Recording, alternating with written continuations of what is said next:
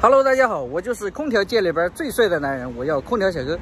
马上我们去装一个奥克斯2000多价位里边性价比最高的，也是卖的最好的金域空调啊。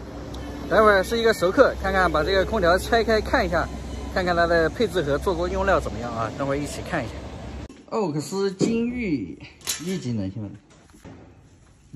新国标一级能效，能效比5.27高，还是蛮高的。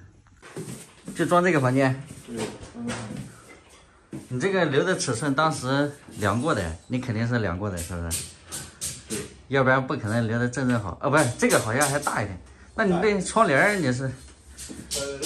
哦，那1.5匹的，外机24.5公斤，今年3月份买的啊，24.5，有点轻啊。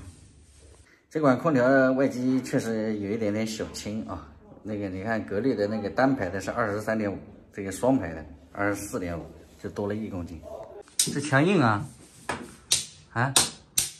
哎，慢点响。又是10强吧？10强。对对，那个翻一下。啊？推演。啥？老五钱。老5钱。OK 吧？把它稍微按一下，把管子往下压一点呗。那行吧。慢点啊！过来，这个台子真大，真舒服。好的。奥克斯这款金域是目前为止啊，奥克斯这个销量比较好的一款机器啊。为什么呢？因为它的价格比较便宜，就是你在2000多块钱就能买个1级能效的，性价比确实是蛮高的啊。平心而论啊，它这款机器应该是在2400，2500的话，这款机器性价比确实是很高啊，而且外机还是双排的。马上我们来打开看一下。哟，这款空调它外机采用的还是竖着散热的啊，外机是双排铜管啊，双排铜管，然后这个铜管用的比较细啊。然后小哥刚才看了一下，它这个是毛细管节流啊，在下面那个位置能摸到是毛细管节流啊，不是电子膨胀阀。然后铜管直径的话也还行啊，我数一下，1排、2排、3排、4排、5排、6排、7排、8排、9排、10排，有10，哎呦，这还不好数呢，有12、3排呢，用的这个量还是可以的。电机的话，我们来看看啊，电机用的是广东威凌的啊，直流电机啊。竖着散热的话，其实也会更好一点。美的他们都是平行散热的啊，然后奥克斯是竖着散热，然后格力也是竖着散热。然后还是那句话啊，我个人感觉这款空调性价比还是蛮高的，但它这个空调外机比较轻的原因，可能是铜管用的太细了。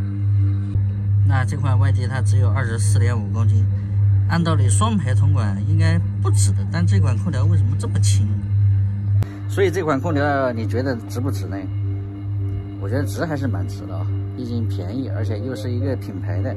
奥克斯虽然不是1线品牌，但是在2线品牌里边，它还是蛮能打的啊。奥克斯对我的印象还是可以的，因为以前小哥家里有一台奥克斯啊，效果确实是比较好啊。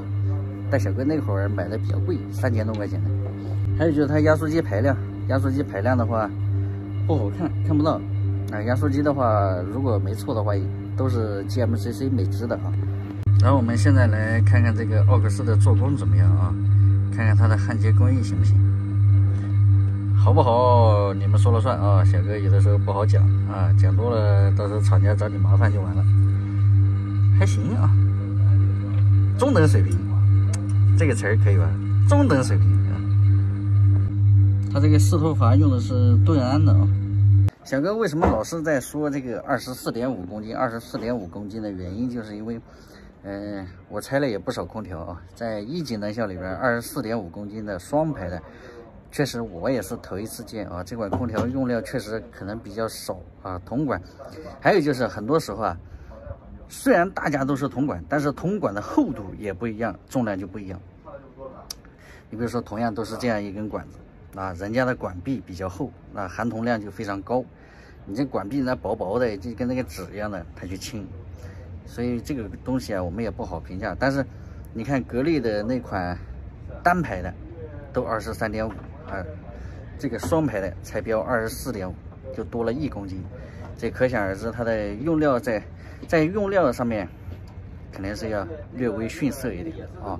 还有就是24.5，它既然敢标出来啊，这就说明这个厂家还是做的比较真实的，不像很多厂家24给你标个28啊，28给你标个32给你标个40，都是有可能的，这种虚标是存在的啊。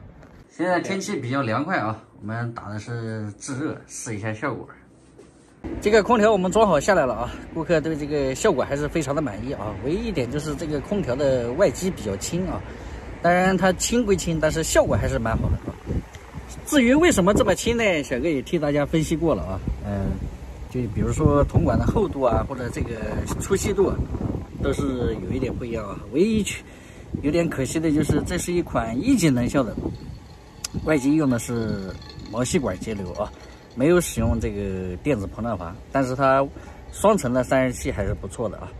行吧，本期视频就到这里啊，喜欢的记得点个关注，我们下一期再见，拜拜。